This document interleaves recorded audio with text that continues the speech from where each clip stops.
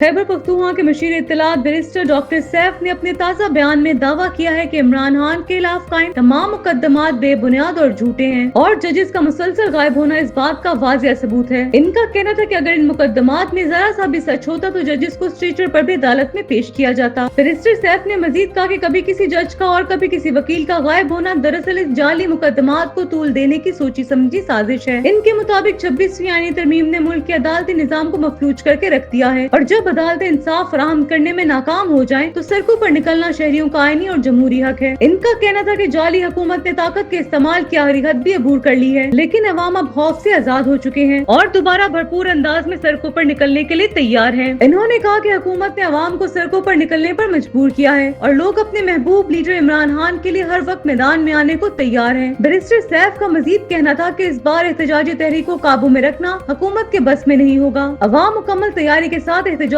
में शरीक होंगे और हुकूमत की हर फिस्ताई हरकत का भरपूर जवाब देंगे।